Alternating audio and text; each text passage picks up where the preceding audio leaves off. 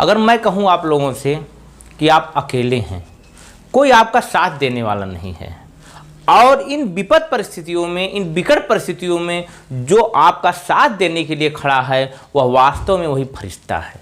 नहीं तो जिस प्रकार से चारों तरफ लूट मची हुई है मुनाफाखोरी की, अधिक से अधिक पैसा कमाने की, वह जो है हमारे अंदर का जो दानव छुपा है उसको बाहर लाने का एक ऐसा माहौल दे रखा है कि हम देख रहे हैं कि चारों तरफ अराजकता का माहौल लोगों के अंदर पैदा हो रहा है।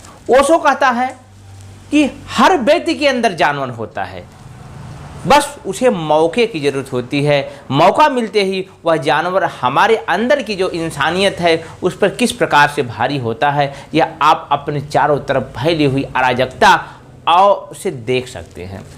जिस परिस्थितियों में हम आज जी रहे हैं इसकी कल्पना भी हमने नहीं की थी। आज इन्हीं परिस्थितियों पर मैं आपके सामने एक छोटी सी समीक्षा लेकर प्रस्तुत हुआ हूँ रविवार की चर्चा में, जिसका विषय है कोरोना की भयावहता व लोगों की भ्रांतियाँ। आज भी हम भ्रांतियों में जी रहे हैं। 5G की वजह से कोरोना फैल रहा है। इसकी अगर मैं तथ्यात्मक बात पर आऊँ तो यह जो भ्रम है, यह जो अफवाह है, यह आयातित है। इसकी सबसे पहले ब्रिटेन में लोगों के अंदर स्पेकुलेशन हुआ, लोगों के अंदर आपस में चर्चा शुरू हुई कि 5G का इसमें बहुत बड़ा रोल है। लेकिन जब इसका वैज्ञानिक अध्ययन किया गया तो पता चला कि ऐसी कोई बात नहीं है। और आज हमारे देश में जिस प्रकार से मोबाइल पे और तरह तरह लोगों के अंदर यह बातें फैलती जा रही हैं कि 5G जो है वह कारण है कहीं न कहीं कोरोना का। लेकिन आपको सोचना होगा, क्या उन जगहों पर जहां पर 5G टेक्नोलॉजी की बात ही नहीं हो रही है, टेस्टिंग की तो बात ही छोड़ दीजिए, वहां पर कैसे कोरोना फैल रहा है? दुनिया के बहुत से ऐसे देश हैं, आप कैरेबियाई देशों में चले जाइए, अफ्रीका के देशों में चले जाइए, जहां पर कहीं भी 5G की बात नहीं होती है, लेकिन कोरोना की भयावहता वहाँ के लोगों के लिए एक तरसदी का कारण बन चुकी है। तो इस प्रकार की बहुत सारी भ्रांतियाँ हमारे बीच फैली हुई हैं। जिस प्रकार से आपने गुजरात में देखा, लाखों की संख्या में लोगों ने मंदिरों में जाकर के इस बात की आराधना के लिए लाइन लगा दी कि कोरोना से बचाव के लिए यह हमारे लिए ज़रूरी है और वह कुल देवी या कुल देवता जो हैं वह हमारी कोरोना से रक्षा करेंगे। ओशो की एक बार मैं फिर कोट करना चाहूँगा, जो हम जीवन भर करते हैं वह हमारे पीछे पड़ जाती है, हम उसे पीछा नहीं छुड़ा पाते हैं।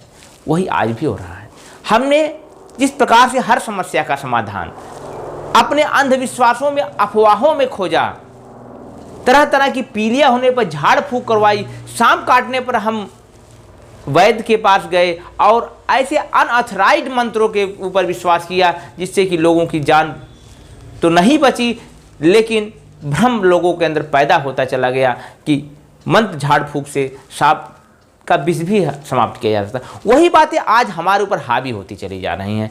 हम जितने ज़्यादा इस संकट में घिरते जा रहे हैं उतने ज़्यादा भ्रांतियों से भी लिपटते चले जा रहे हैं, और यह भ्रांतियाँ जो हैं हमारे लिए बहुत ही भयानक हैं और बहुत ही नुकसानदेह है। वैज्ञानिक दृष्टिकोण की बात की जाए तो आज अच्छे अच्छे डॉक्टर्स के पास भी बहुत सारी भ्रांतियों की वजह से वो पीड़ित हैं और उससे वह एक वैज्ञानिक सोच विकसित नहीं कर पा रहे हैं। इस देश की जो सबसे बड़ी पराजय है, जो इस देश की सबसे बड़ा कमी है, वह है वैज्ञानिक दृष्टिकोण का अभाव। और कोरोना से बढ़कर के यह बातें हमारे समाज में रही हैं और उन्हीं की वजह से कोरोना हम पर हावी होता चला जा रहा है। यदि हम बात करें, थोड़ा सा इलाज की बात करेंगे, हम थोड़ा सा विषयांतरण करेंगे कि कोरोना के पहले जो 3 दिन होते हैं वह हमारे लिए वाइटल होते हैं। कोरोना जब आपके गले में हल्का सा खराश हो, थोड़ा सी खांसी आनी प्रारंभ हो, तभी आप कोरोना टेस्ट करवा लें, जिससे पता तो चल जाए कि कोरोना है कि नहीं है। नहीं तो हम जब उसके जाल में फंसते चले जाते हैं, मकड़ी के इस कोरोना रूपी मकड़ी के जाल में जब फंस जाते हैं तो हमारे पास सोर्सेस और रिसोर्सेज की जो समस्याएं हैं उससे हमें दो चार होना पड़ता है और कहीं न कहीं सांसों के लिए तड़पना पड़ता है। वास्तव में यह समस्या उतनी भयानक भी नहीं है जितनी कि हम लोग देख रहे हैं। वास्तव में मात्र 80% लोग ऐसे होते हैं, 80% लोग आसानी से कोरोना के बीमारी से रिकवर हो जाते हैं।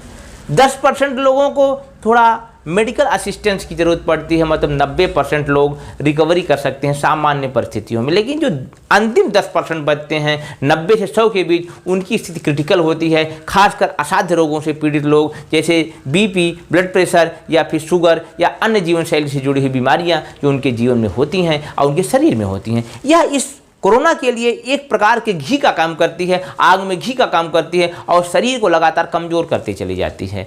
और इसके बाद हम जिस प्रकार से हमारा अब कहते हैं कि लोग मर क्यों रहे हैं, मरने के पीछे सबसे बड़ी वजह है ये अवैज्ञानिक दृष्टिकोण और लोगों के अंदर फैली हुई, मैं वही बात कहूँगा, भ्रांतियाँ, कि हम पैनिक होते चले जाते हैं, डर होते चले जाते हैं, जिसकी वजह से हमारा इम्यून तंत्र कमज़ोर होता चला जाता है। यह भी एक बहुत बड़ा फैक्ट है कोरोना से मरने वालों की संख्या के बीच। जैसा WHO की बात की जाए या अन्य हेल्थ ऑर्गेनाइजेशन की बात की जाए तो मात्र 1% के आसपास 1.17% लीथल रेट है कोरोना की वजह से। लेकिन यदि भारत जैसे देश की मैं बात करूं जहां पर 135 करोड़ जनसंख्या है और यदि मोटा देखा जाए तो लगभग 30% पॉजिटिविटी रेट आ चुका है, मतलब 100 में से 30 व्यक्ति जो है वो कोरोना पॉजिटिव हो गया है। यदि 100 में 30% लोग कोरोना पॉजिटिव हो गए, मतलब यदि मैं 100 करोड़ की जनसंख्या भी देश की मान के चलूं तो 30 करोड़ लोग भी यदि कोरोना पॉजिटिव हो गए और उसमें लगभग 1.5% भी लोग मरते हैं तो उनकी संख्या कितनी ज़्यादा होगी, लगभग 12 लाख होगी। आप समझ सकते हैं यह बातें इस भारी जनसंख्या वाले देश के लिए एक बहुत बड़ी समस्या का कारण बनती जा रही हैं। और जिस प्रकार से पंचायत चुनाव के बाद, विधानसभा चुनाव के बाद कोरोना का प्रसार गांव में होता चला गया और आज गांव में टेस्टिंग और ट्रेसिंग का कोई सिस्टम ही नहीं है। और जिस प्रकार से हमारे यहाँ स्वास्थ्य व्यवस्था जितनी लचर है, पिछले मात्र 6 वर्षों की बात करूंगा, जबकि हमने अपने देश को एक बहुत ही मजबूत और बहुत ही सशक्त शासन के अंतर्गत माना कि हमारा देश बहुत मजबूत है, हर समस्या का मुंह तोड़ जवाब देगा। उस समय भी हम 3.6% टोटल जीडीपी का स्वास्थ्य पर खर्च किए, जिसमें ध्यान रखिएगा प्राइवेट सेक्टर भी भागीदार है, मतलब सरकारी सिस्टम, सार्वजनिक सिस्टम और प्राइवेट सिस्टम दोनों ने मिलकर के मात्र 3.6% पूरी जीडीपी का स्वास्थ्य व्यवस्था पर खर्च किया है। अब वही बात मैं कहना चाहूँगा कि बोया पेड़ बबूल का तो आम कहाँ से हो। सीधी सी बात है, जब हम वोट देने जाते हैं, मतदान करने चाहते हैं तो हमारे मदान्धता हावी होती है, हमारे अंदर धर्म का जिस प्रकार से जाल बुना जाता है वो हावी होता है। इन बातों को लेकर के जब हम कोर इश्यूज पर, शिक्षा और स्वास्थ्य जैसे विषयों पर मतदान ही नहीं करते हैं, वो हमारे एजेंडे में ही नहीं होता है, तो आज हम अस्पताल यदि खोज रहे हैं, डॉक्टरों से शिकायत कर रहे हैं, ऑक्सीजन सिलेंडर मांग रहे हैं, तो कहीं न कहीं हमारी भी भूल है, हमारी भी गलती है। तो दुनिया के बड़े बड़े स्वास्थ्य व्यवस्थाएं, अमेरिका से लेकर के यूरोपियन देशों के जो स्वास्थ्य व्यवस्था के सामने दम तोड़ चुकी हैं, तो हमारा तो ढांचा शुरू से ही जर्जर रहा है। हमारी प्रायोरिटी में सब बातें रही ही नहीं हैं, तो इसके टिकने का तो सवाल ही नहीं पैदा होता है। और उसके बाद जिस प्रकार से अवैज्ञानिक तरीके से चुनाव कराए गए, उसने तो और ही भयावह स्थिति पैदा कर दी। हमारे देश का एक सिस्टम ये भी बहुत बुरा है कि हर समस्या के पीछे समाधान हम वैज्ञानिक दृष्टिकोण से नहीं खोजते हैं। जैसे कि हम अपने नेताओं को रॉबिन हुड समझ लेते हैं कि सारी समस्याओं का समाधान इन्हीं के पास है। जैसे कि अमेरिका में हुआ, वहां पर एंथोनी फाउची जो कि वायरोलॉजिस्ट थे, जाने माने वैश्विक स्तर के बड़े वायरोलॉजिस्ट हैं, उनके हाथ में कमांड दी गई कोरोना से बचने के लिए, कोरोना मैनेजमेंट के लिए। लेकिन हमारे देश ने ऐसा कोई कदम नहीं उठाया। आज भी हमारे जो निर्णय होते हैं वह राजनीति से प्रेरित होते हैं। वहीं दूसरी तरफ एंथोनी फाउची ने डोनाल्ड ट्रंप की आलोचना की, डोनाल्ड ट्रंप का विरोध किया, उसके बाद भी उन्हें उनके पद से नहीं हटाया गया, सरकार बदल गई, डोनाल्ड ट्रंप से जो बाइडेन राष्ट्रपति हो गए, लेकिन एंथोनी फाउची की कुर्सी पर सवाल नहीं उठा। आज भी उस काम पे लगी हुई है। यहाँ तो सरकारें बदलने के साथ ही राज्यपाल बदल दिए जाते हैं, और तो बात ही छोड़ दीजिए। इतने ज़्यादा कंजर्वेटिव हम होते चले जाते हैं, तो उसका परिणाम हमें भुगतना ही होगा, और उसका कहीं न कहीं आपको भी कुछ न कुछ अपनों को खो करके, अपने परिवार के प्रियजनों को खो करके उसकी तो भरपाई करनी ही पड़ेगी। अब हमें आगे की बात भी सोचनी होगी कि हम भविष्य में यदि बचे रहे, इस महामारी से अपने आप को बचा ले गए, तो हमें उन विषयों पर काम करना होगा जो जीवन से जुड़ी हुई बातें होती हैं, जिनसे जीवन चलता है। हम मौलिक विषयों पर बात करते हैं। यदि मैं वैश्विक स्तर की बात करूं तो लगभग 16 करोड़ लोगों को कोरोना पॉजिटिव हो चुके हैं, जिसमें 32 लाख से ज़्यादा लोगों ने अपनी जान गंवाई है। लेकिन यदि वास्तविक आंकड़ों की बात की जाए तो इससे 5 से 10 गुना ज़्यादा भयावह स्थिति कोरोना की है।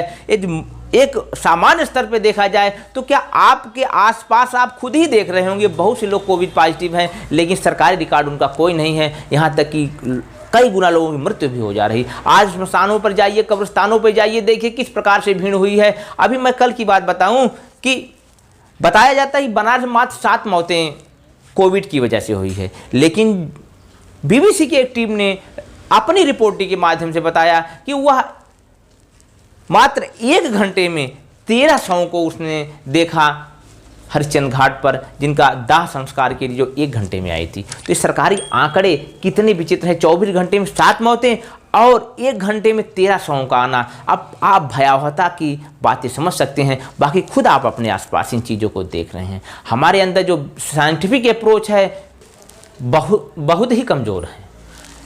जिस स्थिति से इस देश में टीकाकरण का कार्य चल रहा है, लगभग 14-15 लाख टीकाकरण एक दिन में हो रहा है, तो 135 करोड़ जनसंख्या का टीकाकरण करना एक बहुत बड़ा टास्क हो जाएगा। तो लगभग 5-6 साल लग जाएगा और उसी बीच कोरोना का नया वेरिएंट आ जाएगा जो हमारे लिए ज़्यादा घातक होता चला जाएगा। अब मैं एक कुछ लहर की बात करता हूँ। आपने सुना फर्स्ट वेव, सेकेंड वेव क्या होती है। देखिए होता क्या है, जो हमारे यहाँ फर्स्ट वेव पिछले साल मार्च अप्रैल के आसपास आई थी, तो वह जो मूल वायरस था जो वुहान से निकला हुआ था, उसकी कॉपियाँ थीं, उसका प्रतियाँ थी हमारे देश में।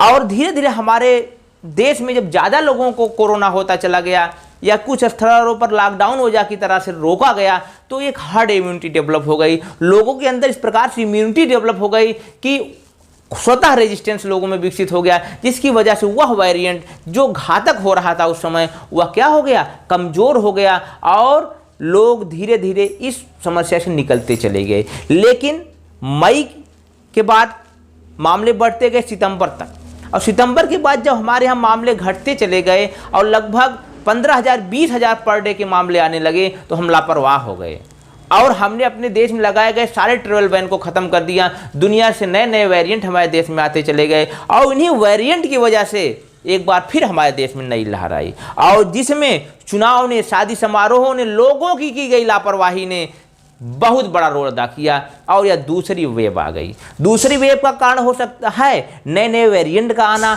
हमारी लापरवाही का होना और सरकारों का निश्चिंत हो जाना कि हमने कोरोना को हरा दिया। जैसा कि मैं बताना चाहूँगा कि भारत के स्वास्थ्य मंत्री डॉक्टर हर्षवर्धन ने 8 मार्च को कह दिया था कि हमने कोरोना का हरा दिया और हम कोरोना से निजात पा चुके हैं इसी वर्ष।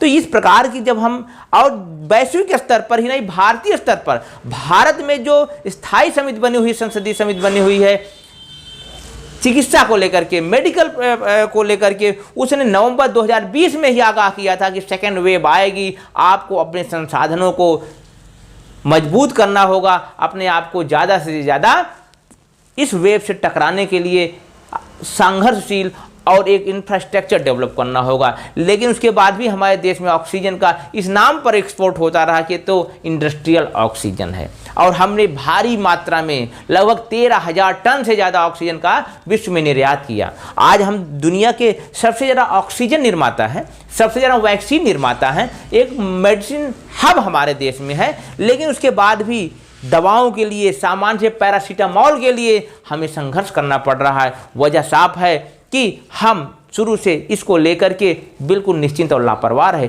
मुझे याद आता है कि मैं जब लोगों से बातें करता था कोरोना के बारे में, आज से लगभग 1 साल पहले, तो लोगों को हंसी लगती थी कि आप ज़्यादा पढ़े लिखे हैं और यह जो कोरोना है आपके दिमाग की उपज है, ज़मीन पर नहीं है। इसकी कोई बात नहीं है, सरकार द्वारा फैलाया गया प्रोपेगेंडा है और लोगों द्वारा किया गया दुष्प्रचार है। ऐसी बातों का मुझे सामना करना पड़ा। लेकिन आज की भयावहता जो है उसकी कल्पना सही बताऊं तो मैंने उसी समय कर ली थी।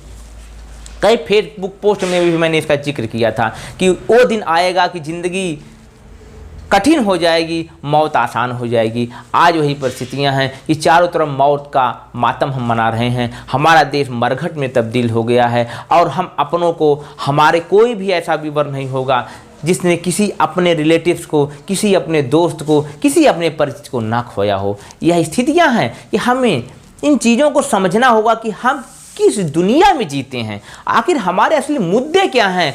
जब खान मार्केट में, मुझे ताज्जुब होता है जब खान मार्केट के रेस्टोरेंट में ऑक्सीजन कॉन्सेंट्रेटर को जब्त किया गया दिल्ली पुलिस के द्वारा, तो वहाँ पर भी धर्म खोजा जा रहा था कि आखिर किस धर्म के लोगों का वो रेस्टोरेंट था। और तरह तरह से ट्वीट भी आने शुरू हो गए कि यह जिहादियों का काम है, यह उन अवसरवादियों का काम है जिन्होंने जो इस अवसर को आपदा को अवसर में बदल रहे हैं। लेकिन बाद में पता चला कि वो रेस्टोरेंट का मालिक जो था वह किसी माइनॉरिटी कम्युनिटी से नहीं, मेजॉरिटी कम्युनिटी से था। मेरा किसी कम्युनिटी के प्रति कोई सहृदयता या एक तरफा रुझान नहीं है, लेकिन मैं एक बातें कहना चाहता हूँ कि हर जगह हम उन चीज़ों को खोजना चालू कर देते हैं जो कि वाकई में होती नहीं है, और जो वाकई में होता है वह कोरोना है, जिससे कि हम कितनी मुश्किल से जूझ रहे हैं, कितनी परेशानियों से हमको इसका सामना कर रहे हैं।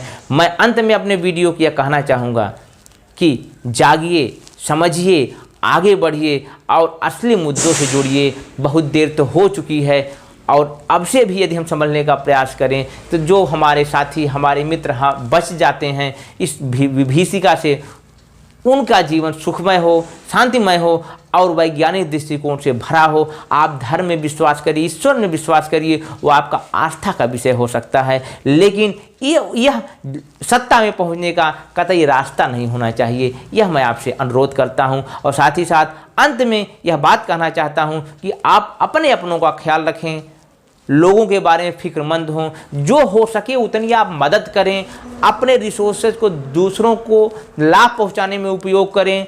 और यह एक महामारी का समय है और साथ ही साथ मानवता का भी समय है। आपको यह दिखाना होगा कि धर्म से बड़ी मानवता है और मानवता से बड़ा कोई धर्म नहीं है। इन्हीं बातों के साथ मैं आपका दोस्त रसल रघुवंशी इस उम्मीद के साथ कि अगले रविवार की चर्चा में फिर हम स्वस्थ होकर के और एक स्वतंत्र विचार के साथ, एक सृजनात्मक सोच के साथ रूबरू होंगे। यदि मेरी बातें आपको अच्छी लगती हैं, मेरे प्रयास आपको पसंद आते हैं, तो इस चैनल को लाइक करिए, लोगों तक शेयर करिए और कमेंट के माध्यम से अपने विचार, अपनी सोच मुझ तक पहुंचाने का प्रयास करिए। कहीं यह हमारा आपका कन्वर्सेशन वन वे ना हो जाए, इसलिए मैं आपसे यह गुजारिश करूंगा कि आप अपनी बातें भी मुझ तक पहुंचाएं। इन्हीं बातों के साथ विदा लेता हूं। नमस्कार।